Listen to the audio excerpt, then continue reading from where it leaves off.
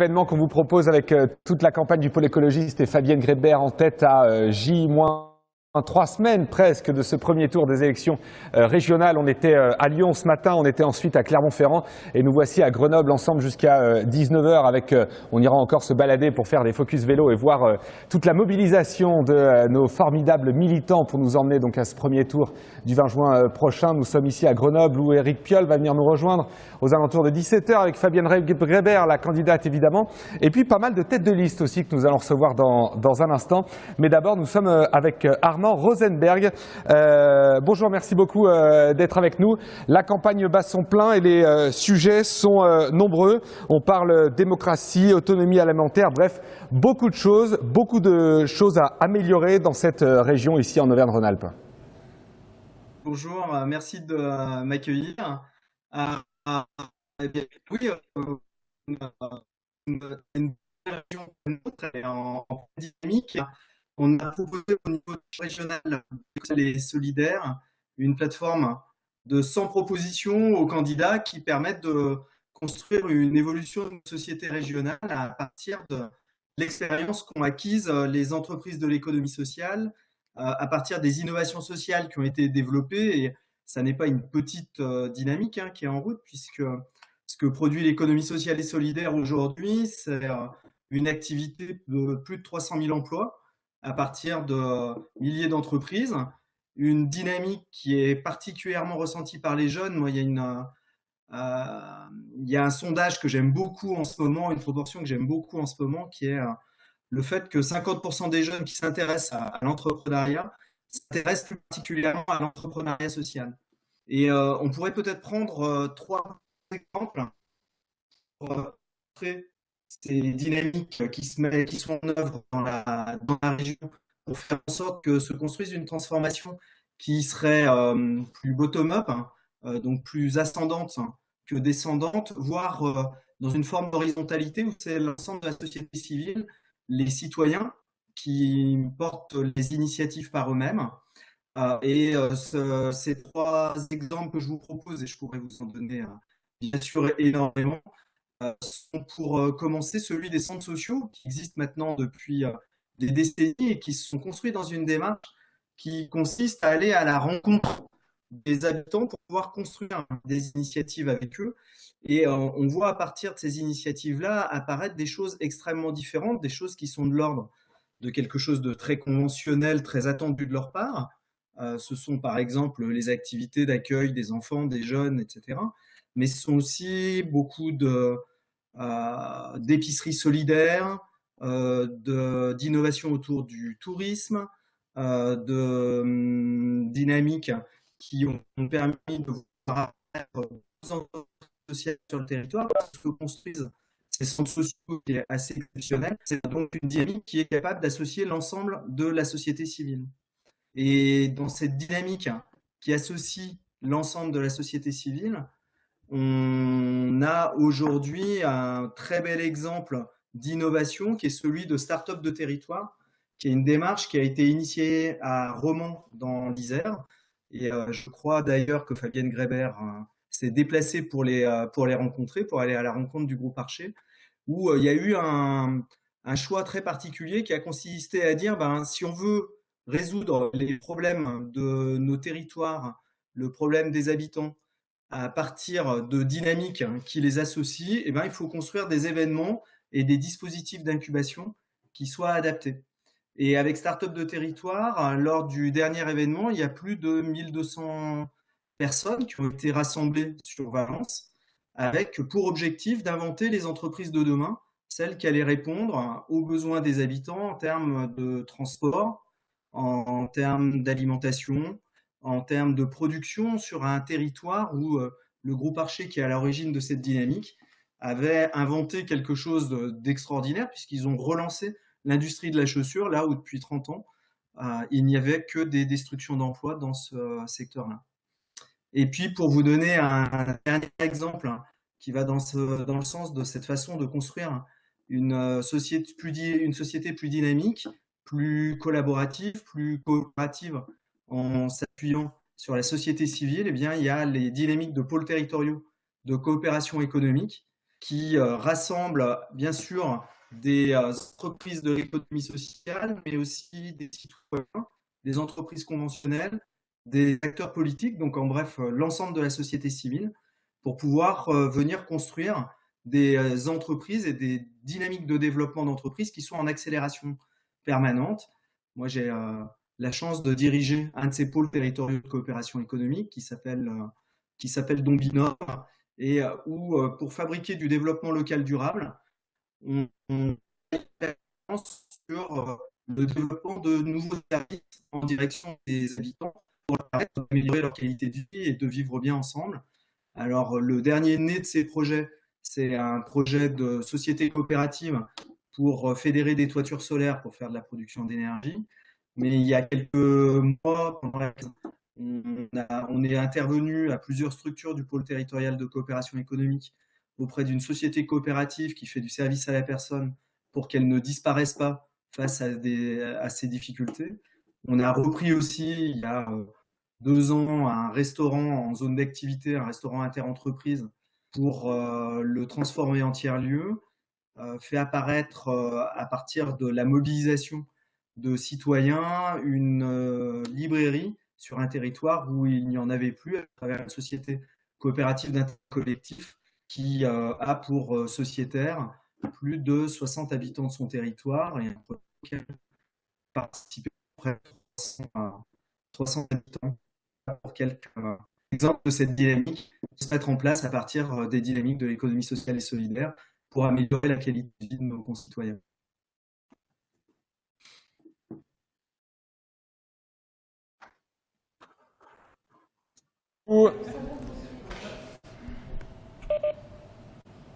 Je crois que c'est à nous. Parfait. Les 24 heures du climat ensemble sur l'ensemble des réseaux sociaux. Hashtag 24 heures du climat, hashtag l'écologie c'est possible. On nous a souvent demandé ces derniers jours comment on pouvait aider pour la campagne, comment on peut militer en ligne. Et bien voilà le type d'événement parfaitement à relayer tout au long de la journée. Et puis même au fil des mois, au fil des semaines plutôt, puisque dans un mois les dés seront jetés et nous serons à la gouvernance pour la région, on l'espère. Et bien tout au long des jours qui arrivent, à tout moment partagé sur les réseaux sociaux, c'est une campagne unique en son genre à cause de la crise sanitaire et la campagne se joue aussi en ligne et plus vous partagerez les contenus, plus les idées pourront se diffuser et surtout plus on pourra enrichir encore le programme et travailler ensemble pour cette nouvelle région. Voici une nouvelle table ronde. Nous sommes ici en direct de Grenoble avec Pierre-Yves Longaretti, chercheur au CNRS. Bonjour Pierre-Yves, merci beaucoup d'être avec nous aujourd'hui.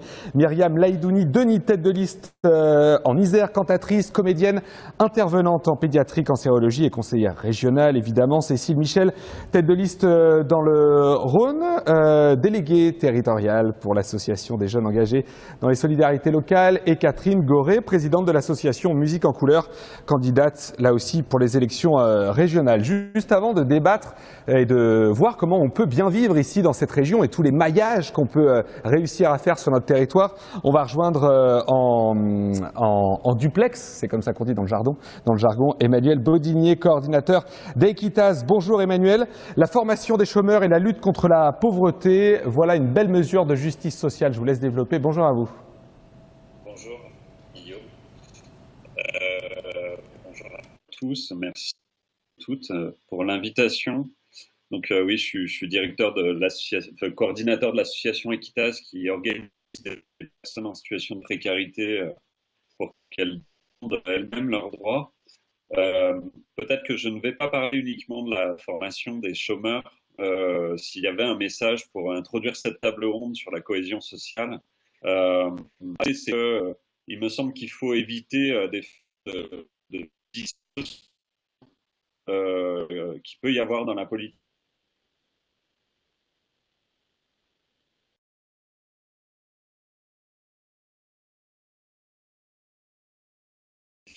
Je réactive le son.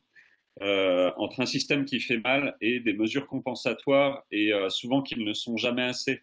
Ça fait un peu lien avec ce que Armand Rosenberg vient d'évoquer pour l'économie sociale et solidaire. Il faut pouvoir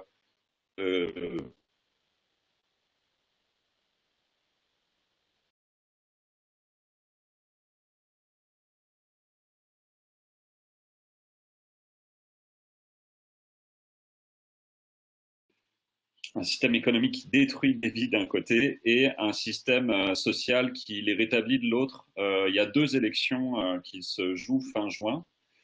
Une pour les régions qui a de l'impact sur le développement économique et du coup la formation des chômeurs.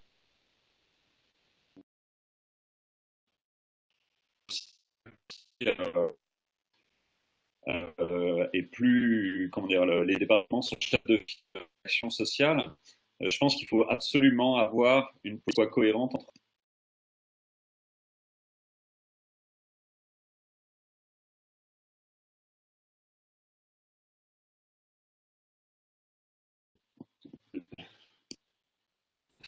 je suis un peu déstabilisé, excusez-moi. La c'est qu'on peut se retrouver avec quelques millions d'euros sur des dispositifs pendant que quelques milliards sont mis pour des investissements à des entreprises qui, pour le coup, abîment par leurs conditions de travail ou par des licenciements, des situations. Donc, ce qu'on attend à Equitas d'une politique qui vise les sociales et environnementales, c'est absolument une cohérence. Pour donner un exemple, il y a 40% des personnes en emploi qui ont accès à la formation, alors qu'il n'y a que 25% des chômeurs qui ont accès à la formation dans les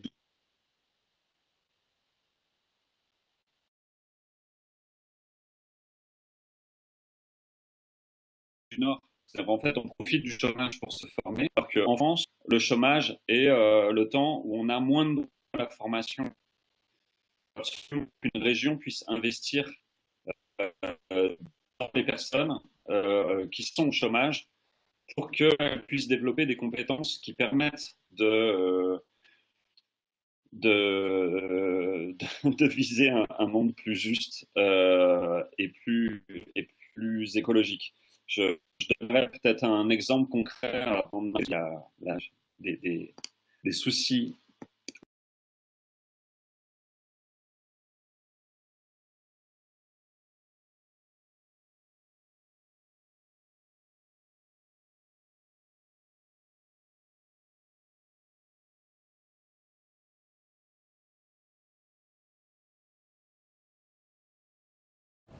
Quelques petits soucis de connexion, ça arrive. On a tous connu ça sur les dernières années. Il y a beaucoup d'expressions qu'on dit tous les jours.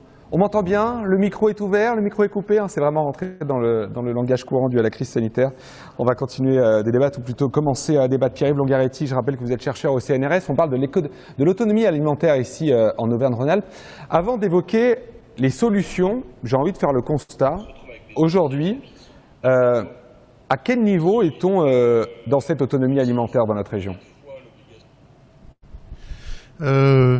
J'ai envie de décaler la question. Allez-y, faites comme parce vous que voulez.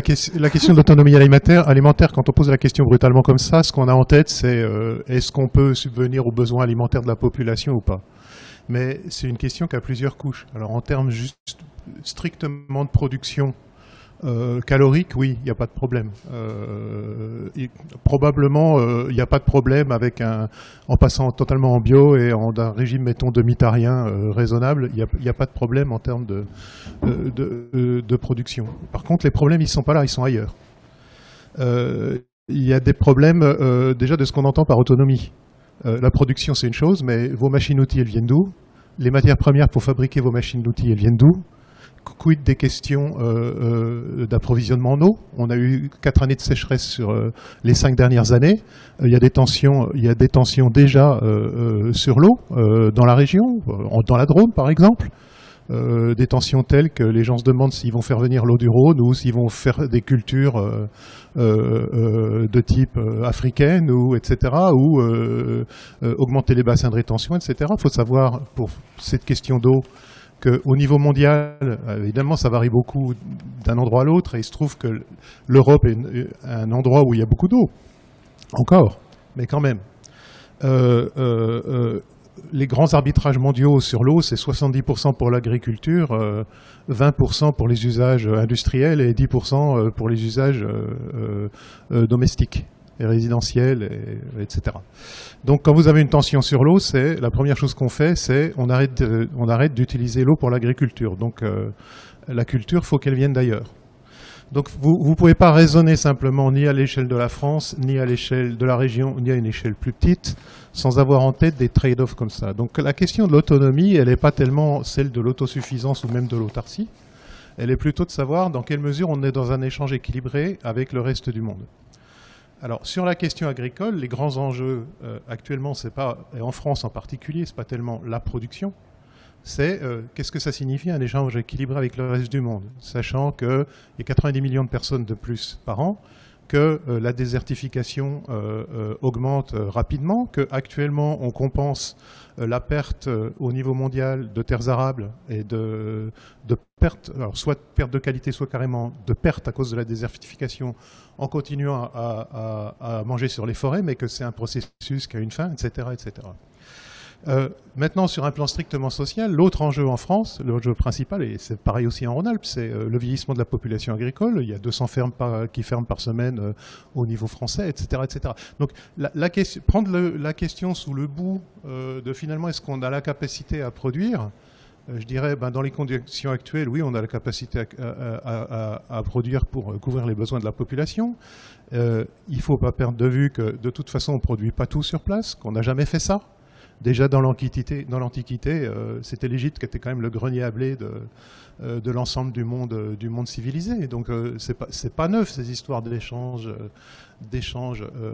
entre diverses régions pour diverses questions. Donc raisonner en termes d'autonomie sous un angle qui a quelque chose à voir avec l'autarcie, c'est une vision réductrice de la chose. Maintenant, évidemment, il y a des choses qui gagneraient à être localisées.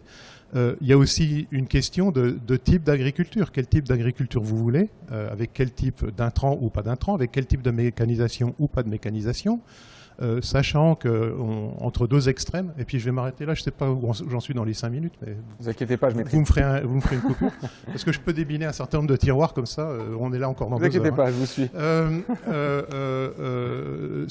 Si vous prenez un extrême, par exemple l'agriculture du XVIIIe siècle, elle était très peu productive, mais très efficace. Très peu productif, pour donner des chiffres qui disent rien à personne, mais on va les comparer à quelque chose tout de suite, de l'ordre de la tonne à l'hectare, très efficace, vous injectiez une calorie, vous en récupériez 20 ou 40. De nos jours, c'est exactement le contraire. L'agriculture intensive industrielle, c'est très productif. En blé, par exemple, les meilleures terres, c'est de l'ordre de 10 tonnes à l'hectare. Mais par contre, c'est très peu efficace. C'est 1 à 10 calories injectées pour 1 calorie récupérée à l'autre bout. Donc vous avez tout un spectre de choses là au milieu. Donc la question, elle n'est pas tellement est-ce qu'on peut toujours tout. La question, c'est à quelles conditions, avec quels trade-offs, que ce soit des trade-offs sociaux, économiques ou environnementaux, et comment est-ce qu'on les décide. Et qu'est-ce qu'il faudrait donc à l'échelle régionale, ici en Auvergne-Rhône-Alpes, alors pour pas favoriser l'autonomie alimentaire, parce que j'ai bien compris que mon expression était maladroite, mais plutôt une bonne autonomie alimentaire qui soit respectueuse des conditions de travail, respectueux de l'environnement, etc., etc. Est-ce que ça vous va mieux, cette expression de bonne autonomie alimentaire, plus compréhensible, plus pédagogique peut-être? Il faudrait déjà se mettre d'accord sur ce que c'est qu'une bonne autonomie alimentaire. On peut avoir une vision a priori, effectivement, où a priori est bon d'être bio, d'être varié.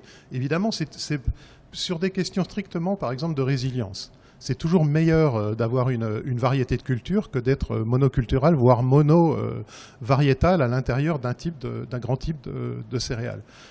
Simplement parce qu'il y a encore un coup une question de compromis entre la productivité de votre culture et sa capacité à résister à des problèmes. En particulier, on a effectivement sélectionné des variétés très très productives, mais dès qu'on change un peu les conditions climatiques, leur productivité s'effondre. Donc vous voulez avoir éventuellement des variétés moins productives, mais plus résistantes. Ça se discute. Avec quel type de culture, avec quel type de modèle agricole derrière? C'est-à-dire, est-ce que vous favorisez des exploitations petites ou moyennes, ou est-ce que vous favorisez des grandes exploitations, et pourquoi? Etc., etc. Alors c'est vrai que dans la mouvance écologique, on a plutôt tendance à penser, et j'ai tendance à partager aussi cet avis-là, mais il faut regarder, comme toujours, c'est une question de compromis, il faut regarder quel compromis. D'avoir des idées que des très grandes exploitations, c'est forcément au détriment à la fois du bien-être humain et animal, que ça a des conséquences environnementales certaines. Ça, c'est de l'ordre du constat actuel. Est-ce que c'est le cas pour d'autres types d'exploitation de grande taille? J'en sais rien, sincèrement. Il faudrait voir les modèles. On a tendance à favoriser effectivement des choses de plus petite taille, plus variées, plus diverses. Ça présente un avantage de résilience. Ça présente un avantage ou un inconvénient selon qu'on le regarde, c'est-à-dire il y a besoin de plus de manœuvres. Imaginez qu'on ait besoin de plus de main-d'œuvre dans le futur, dans l'agriculture, pour moi, ce n'est pas une catastrophe. Maintenant, c'est mon point de vue à moi et ce n'est pas moi qui suis dans les champs. Hein. Donc, il faudrait quand même en discuter un peu sociétalement. Est-ce qu'on a un comparatif aujourd'hui par région de ce qui se passe en termes d'autonomie alimentaire, ou en tout cas qui favorise la transition écologique? Est-ce qu'aujourd'hui, on est capable de mesurer ça interrégion, j'ai envie de vous dire? En France? Ouais. Je ne suis pas certain que ça soit la bonne échelle de la question. Décidément, j'ai tout faux aujourd'hui avec vous. Non, mais si vous regardez, par exemple, alors, je sais bien qu'on est en Rhône-Alpes, mais... Rhône-Alpes. Oui, mais ici, on est en Rhône-Alpes. Non, vous avez raison, c'est la région, on a un problème. Je dis toujours Rhône-Alpes, même si je sais que depuis quelques années, bon, on a redéfini les régions. Paris, par exemple, si vous prenez la ville de Paris, son bassin de vivrier traditionnel, c'était les cultures au sud pour les céréales. Pareil pour la viande, le charolais, on les faisait venir à pied. Et puis la Bretagne pour les questions plutôt légumes. Et puis en plus, jusqu'à la fin du 19e siècle, début du 20e siècle, il y avait une énorme ceinture de culture maraîchère autour de Paris avec des pratiques extrêmement efficaces qui d'ailleurs ont ensemencé et influé certaines pratiques de permaculture.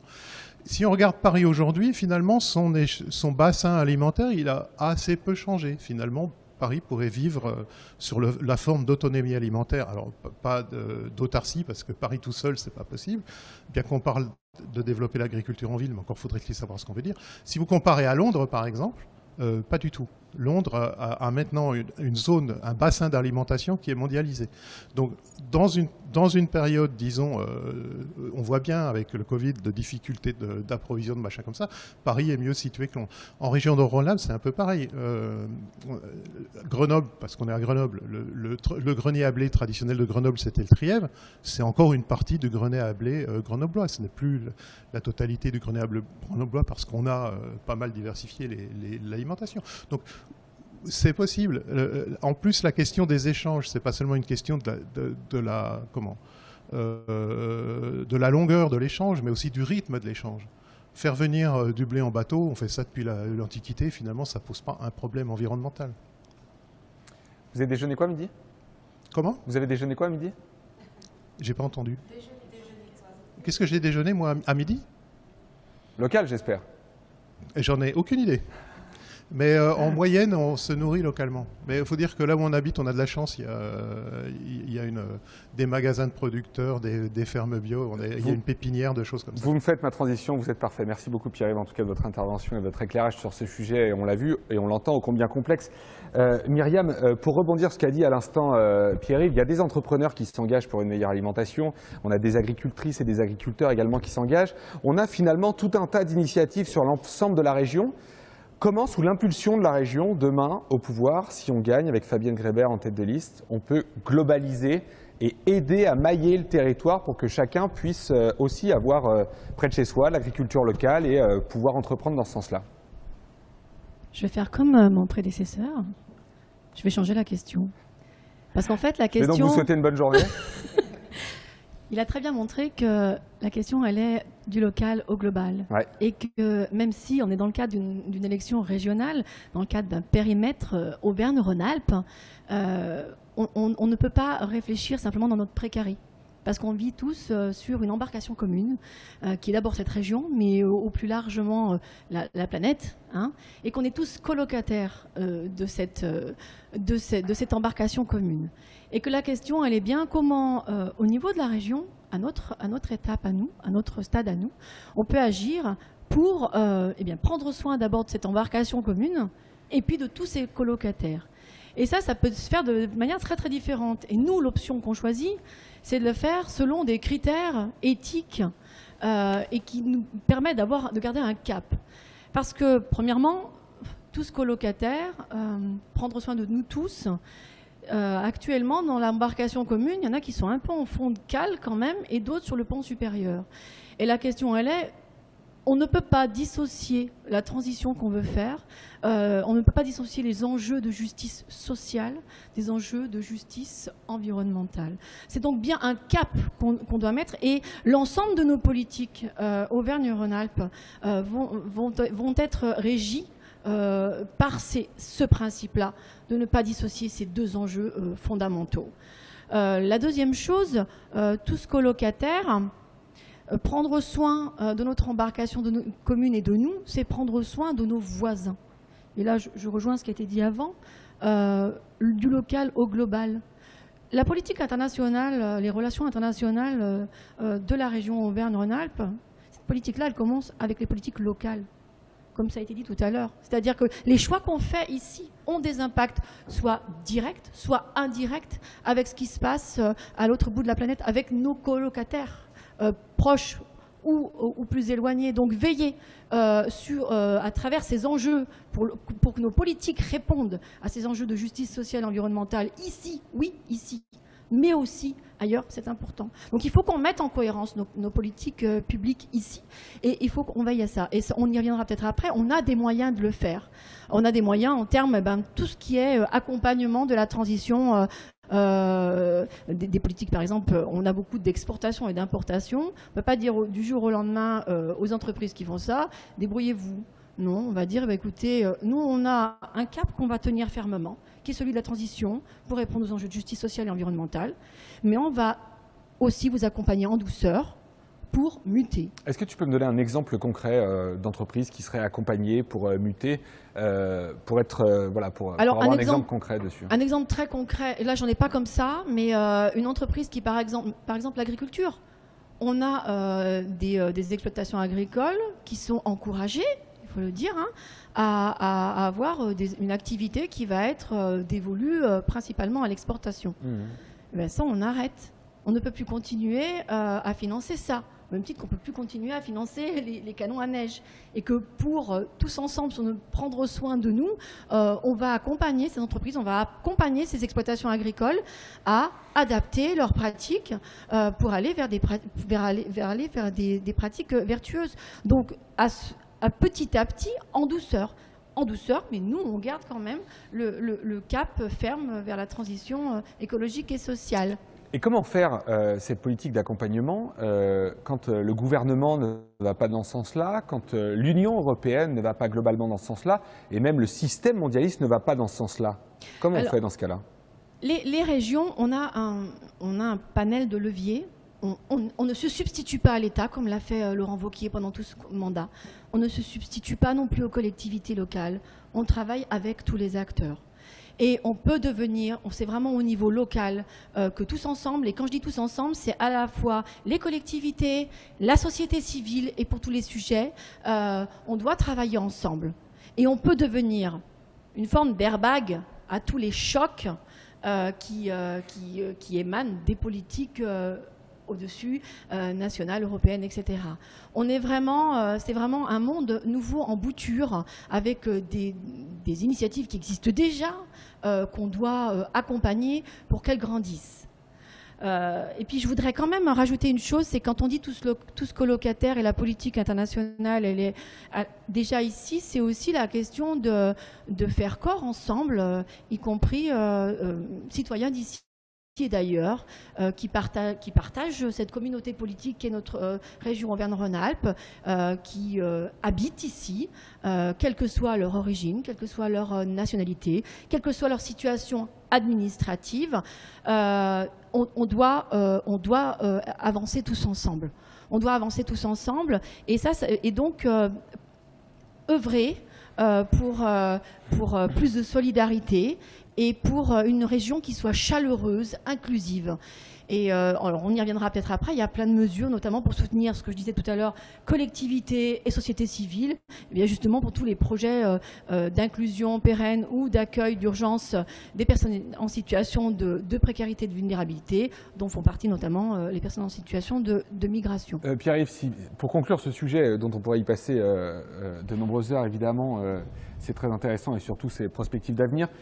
On oublie aussi à un moment donné de parler des lobbies, on l'a évoqué ce matin, il y a une pression économique très forte de multinationales qui n'ont aucun intérêt à passer dans cette transition et en travaillant avec les différentes collectivités à l'échelle locale ou à l'échelle régionale.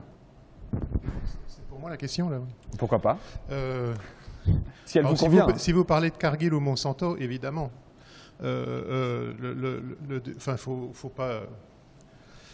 Vous avez toujours un discours sur, par exemple, les OGM, c'est pour nourrir la planète. Quand on regarde les OGM qu'on développe, c'est pas pour nourrir la planète, c'est pour nourrir les actionnaires de Monsanto, enfin les nourrir leur compte en banque. Il faut pas prendre faire prendre aux gens des vessies pour des lanternes.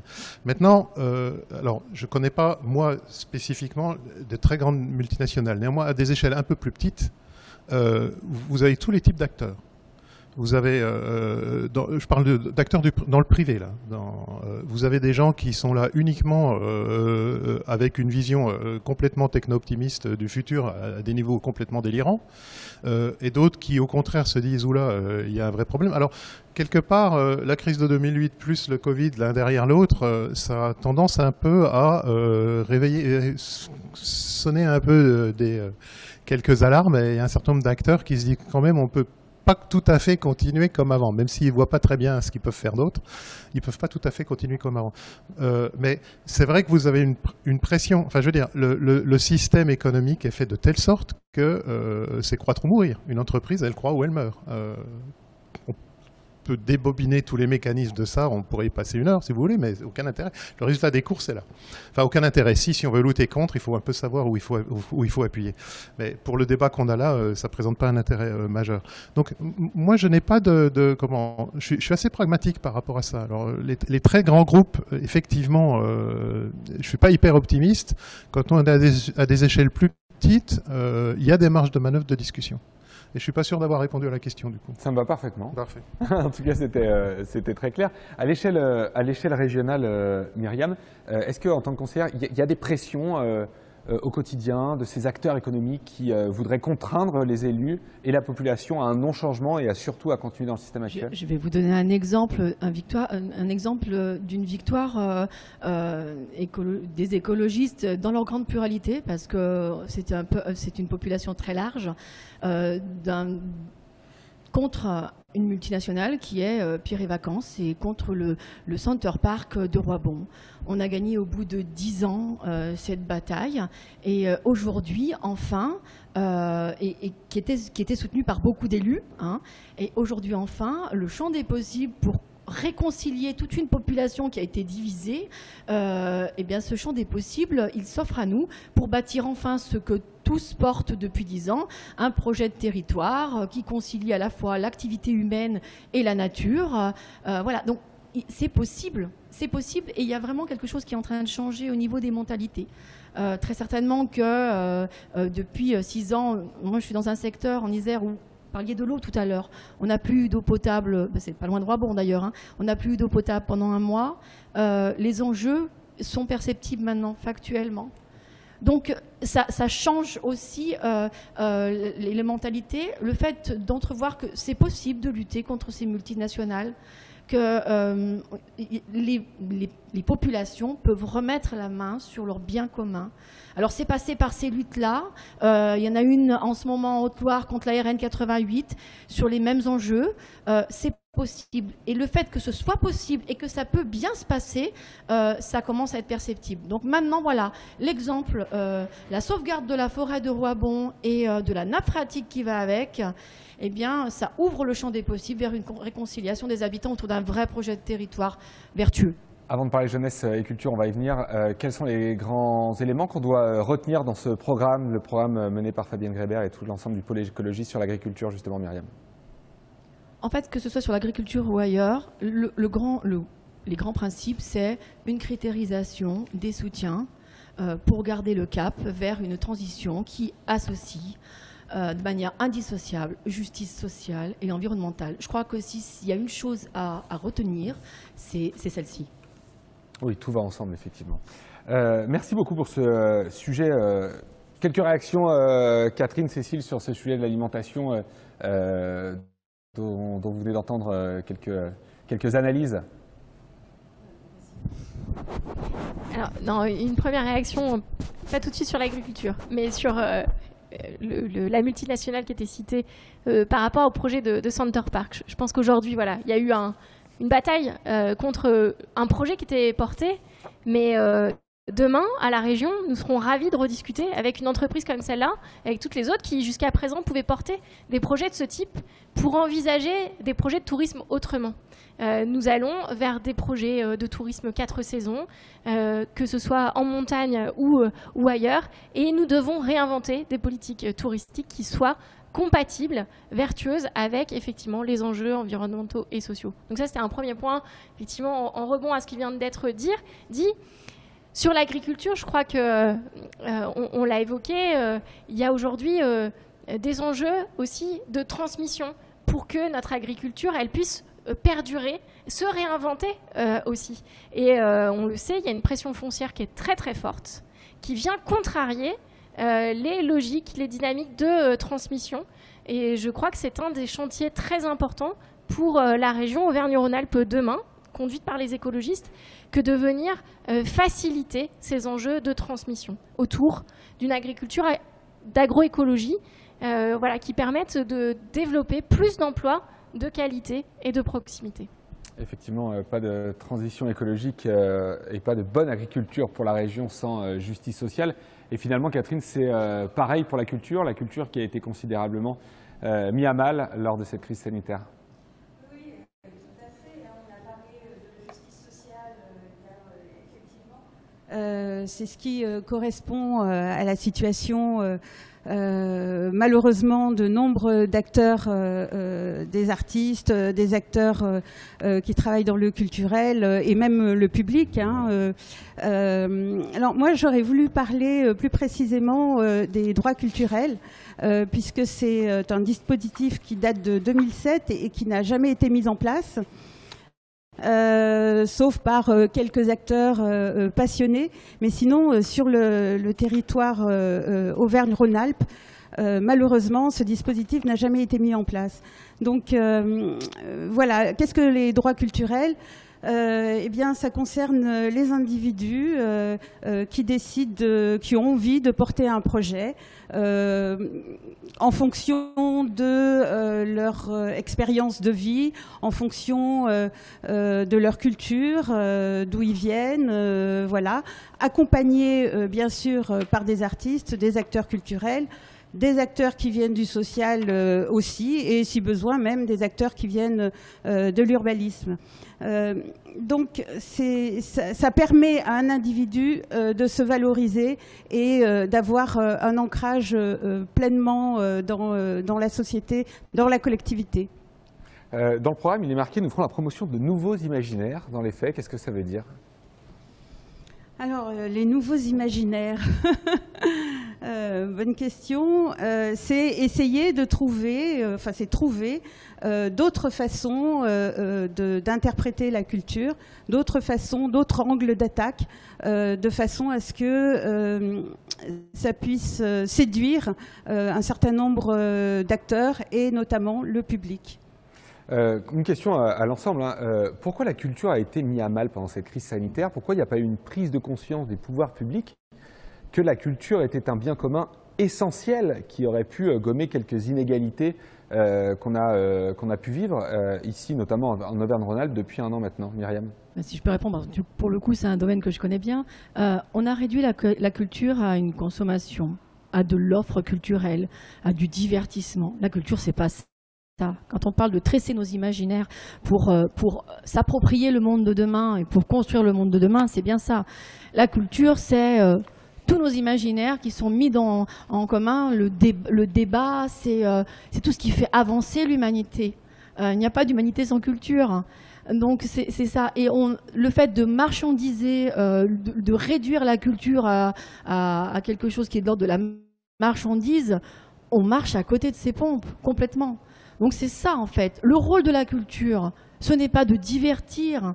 Le rôle de la culture, c'est très large. On peut se divertir en se cultivant, mais le rôle de la culture, c'est de grandir ensemble. Un rôle d'émancipation pour les gens. C'est un rôle d'émancipation, c'est grandir ensemble, c'est arriver à réfléchir ensemble, c'est de s'enrichir. S'enrichir, mais c'est tout ça. Et l'imaginaire, c'est... Pardon ? Prenez un micro, Pierre-Yves, allez-y. Je vois que Pierre-Yves est un élève distrait depuis le début de ce débat. Mais ça va de pair avec la démocratie complètement. C'est tout ça. C'est bien plus large, c'est tout ça. C'est le sang qui coule dans nos veines, la culture. C'est vrai qu'on a l'impression aujourd'hui, notamment dans la région, sous l'impulsion du président Laurent Wauquiez, que la culture n'est pas ouverte à tous. Et donc certains s'y désintéressent. Comment demain, à la région, Catherine, on peut favoriser l'accès à la culture pour toutes et tous, quel que soit le milieu social, quel que soit son lieu d'habitation ? C'est ce dont je vous ai parlé tout à l'heure, c'est-à-dire les droits culturels. C'est de mettre en place des dispositifs qui s'adressent à tous. Il est vrai qu'il y a un état des lieux à faire et en fonction du résultat de cet état des lieux, mettre les moyens là où il y a un manque. Et je pense qu'il va falloir redistribuer la culture et faire en sorte que tout le monde puisse en bénéficier. Myriam ? Si je peux rajouter, je disais que la culture est le sang qui coule dans nos veines. En fait, on a un dispositif, on a un projet d'irriguer les territoires de façon à ce qu'il y ait une permanence culturelle. Irriguer tous les territoires, c'est bien la question. Faire en sorte qu'on soit à la ville ou à la campagne, on n'ait pas seulement accès à la culture, mais qu'on ait de la culture sur les territoires. C'est concrètement, par exemple, faire en sorte qu'il y ait des résidences, qu'il y ait du spectacle qui se crée, qui se voit pour et avec les habitants en conjuguant les deux. C'est-à-dire qu'on n'est pas en train de mettre en compétition ce qui se fait par la pratique amateur et professionnelle, mais c'est faire en sorte que la pratique professionnelle qui assure l'exigence artistique, elle irrigue, elle nourrisse la pratique amateur. Et puis c'est par exemple, un dernier exemple, puisque moi j'habite à la campagne et qu'il n'y a pas d'opéra, il n'y a pas de grand théâtre à la campagne, et que nous aussi on a le droit par exemple de pouvoir aller à l'opéra. C'est faire en sorte que quand on est à la campagne, on puisse aller à l'opéra en ville, que quand on est en ville, on puisse aussi accéder à des formes de culture qui se passent sur des territoires qui ne sont pas urbains. C'est vraiment une irrigation de l'ensemble des territoires par cette culture qui est le sel de la vie. Pierre-Yves, je vous en prie, prenez un micro s'il vous plaît. Non, mais je vous en prie, aucun problème, je vous laisse bien parler dans le micro, allez-y. Sur la question de pourquoi la culture est aussi maltraitée, il y a un premier aspect qui a été un peu discuté, mais qui a d'autres volets, qui est que signifie culture. Effectivement, il y a eu une réduction, un rabattement de la culture sur le divestissement, et ça date pas d'hier, qui est complètement préjudiciable. Mais la culture, c'est pas seulement la grande culture au sens où on l'entend, la musique classique, l'opéra, la littérature, etc., etc. Le deuxième chose, c'est que nos élites sont incultes. Ils sont incultes, y compris en économie d'ailleurs, alors qu'ils sont censés avoir une vision d'économiste du problème, que c'est devenu l'alpha et l'oméga de la politique publique. Même en économie, ils sont incultes. Donc on part de très très très loin. Enfin bon, je vais pas citer des noms, mais vous voyez très bien l'évolution des générations de nos dirigeants. Je parle des dirigeants nationaux, de Gaulle jusqu'à maintenant. En termes de recul sur ce que c'est que l'histoire du pays, ce que c'est que... on parlait d'imaginaire tout à l'heure, pour citer Castoriadis, l'imaginaire instituant de la société, pour eux ça signifie strictement plus rien, alors que c'est quelque chose d'absolument fondamental, etc., etc. Donc à partir du moment où on évacue tous ces aspects-là, évidemment que la culture devient la cinquième roue du carrosse. Qui dit alimentation, qui dit culture, dit forcément aussi jeunesse.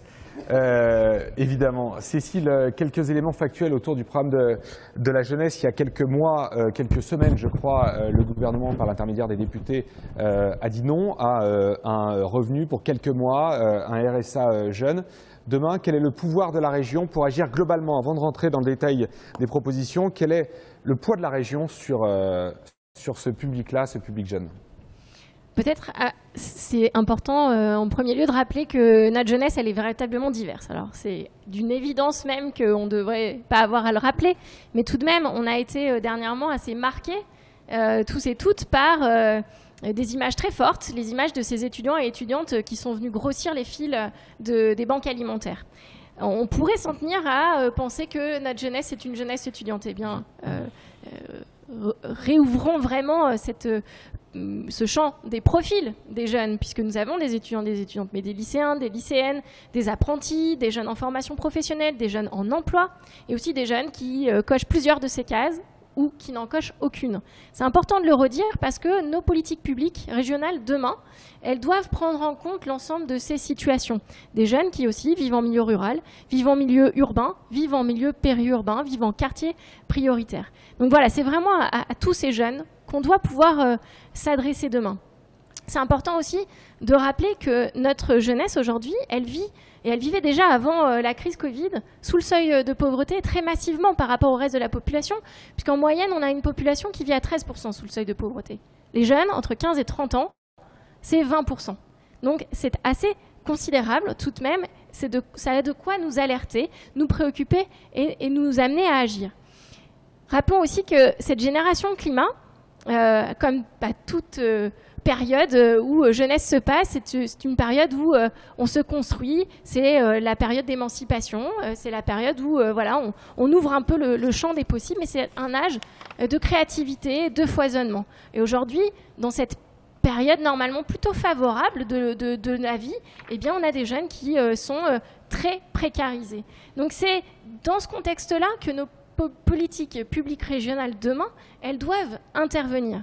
Donc il y a deux choses à retenir, je dirais. C'est, dès le début du mandat, nous co-construirons une politique jeunesse de moyen long terme. Voilà. Mais nous impulserons aussi, dès le départ, une politique d'urgence, parce qu'il nous faut prendre en compte ce contexte actuel, cette réalité. Alors, co-construire une politique jeunesse de mandat, et qui va dépasser le mandat, eh bien, c'est en premier lieu, dès le début de notre mandat, réunir des états généraux de la jeunesse. Parce que cette politique jeunesse, nous souhaitons la construire avec l'ensemble des acteurs, des parties prenantes qui œuvrent à cette politique jeunesse, mais ça veut dire les jeunes en premier lieu.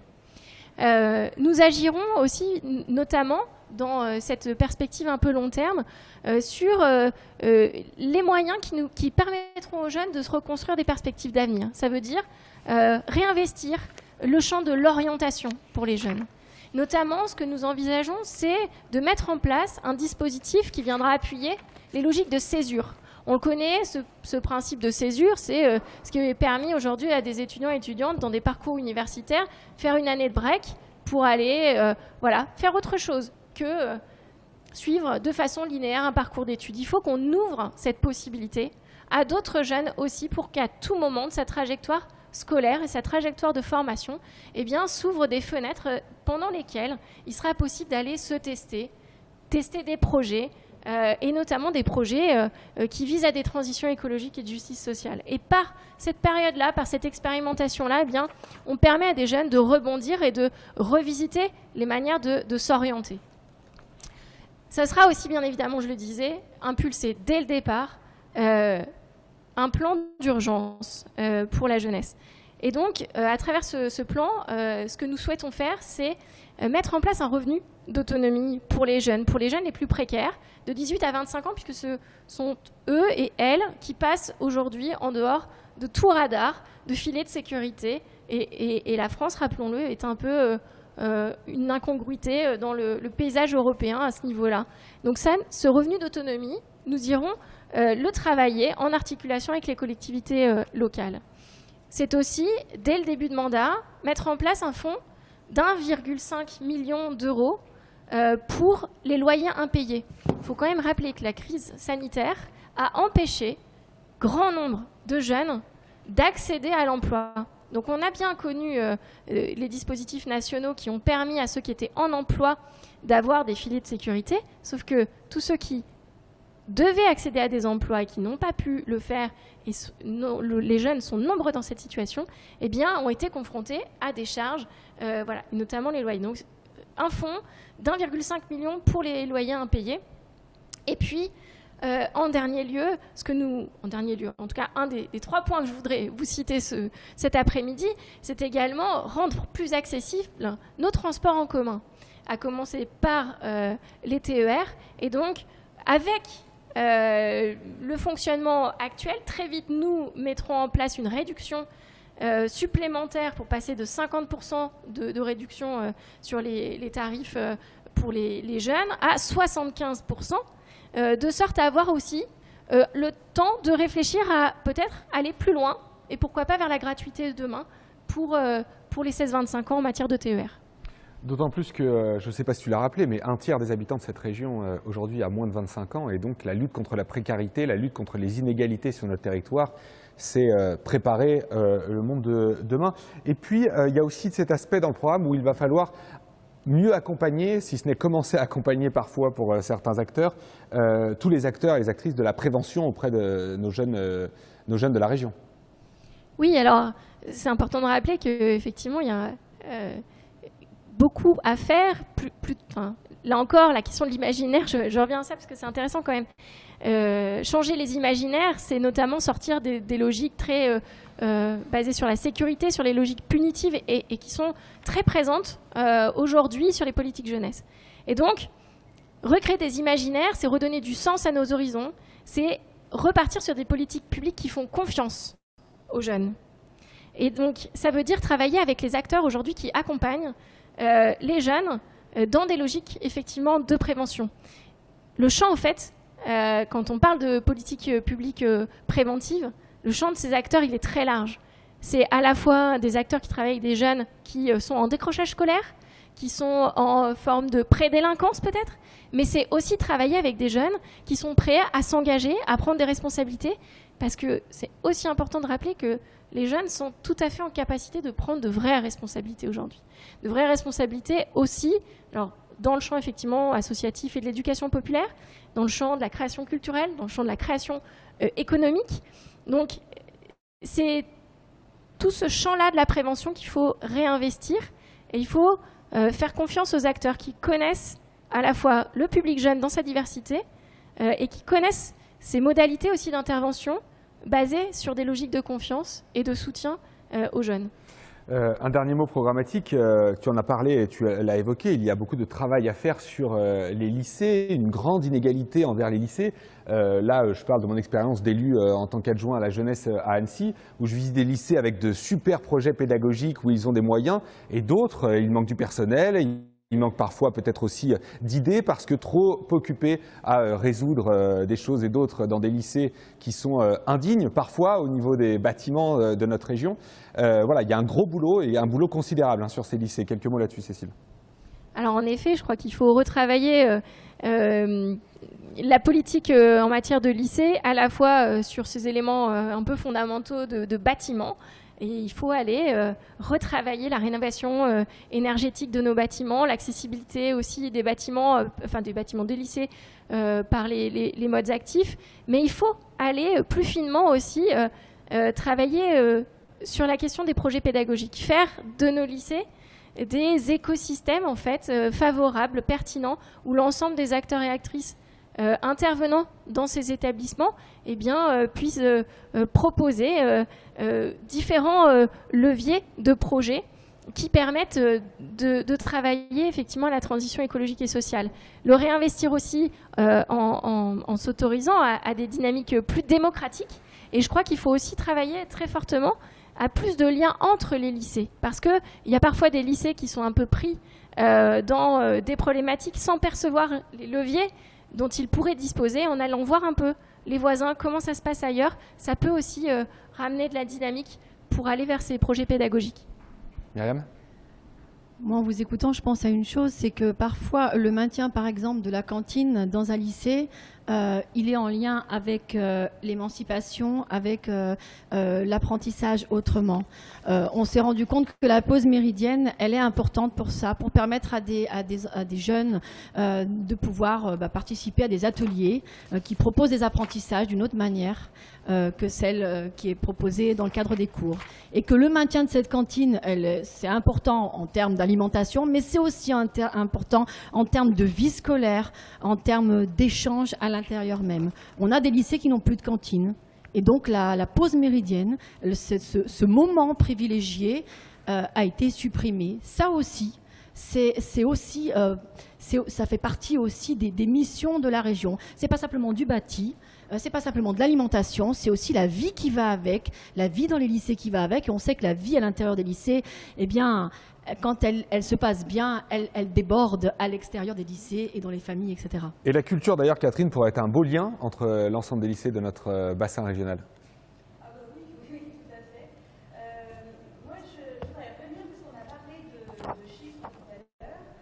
Et il faut savoir que dans les propositions qu'on porte, on va passer de 64 millions d'euros pour la culture à 85 millions d'euros. Tout ça pour aider les équipes artistiques, les festivals, les enfants qui viennent des classes sociales défavorisées pour leur permettre d'intégrer des équipements artistiques. Voilà, ça ce sont des mesures que nous portons et j'espère que nous arriverons à mettre en œuvre.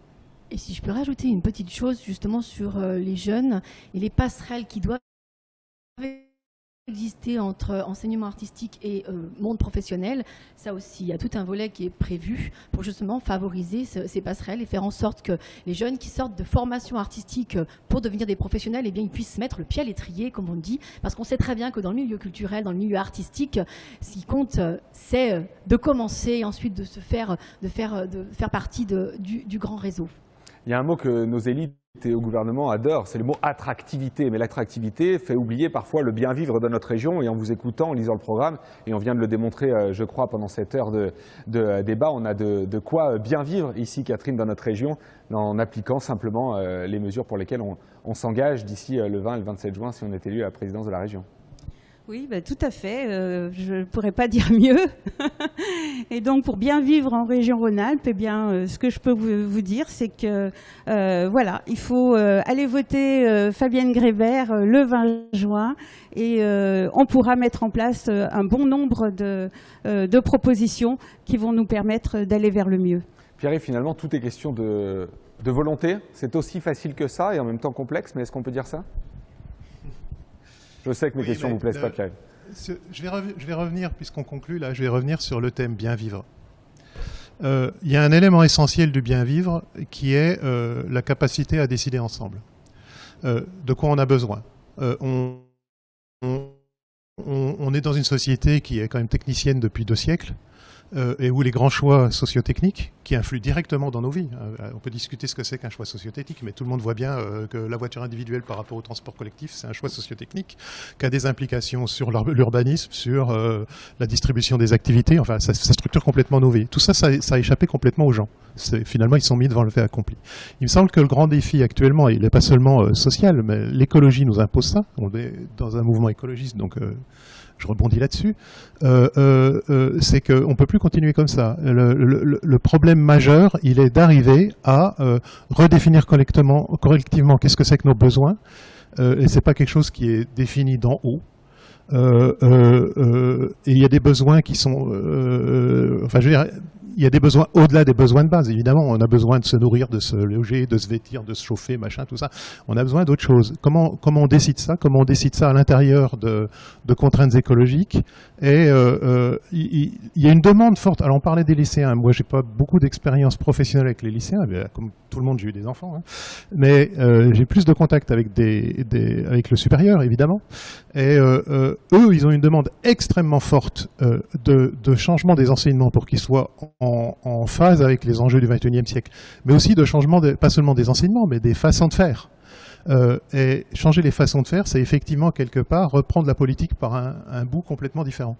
Je pense qu'il y a quelque chose de... On vit en gros depuis 50 ans sur une dépolitisation, il faut l'avouer, assez massive de la société. Ça ne peut pas repartir comme ça l'était avant. On est clairement en recherche d'autre chose. Un mouvement comme les Gilets jaunes, on voit bien qu'il y avait un déficit considérable de stratégie politique, et un déficit assumé, mais qui néanmoins conduit à des impasses.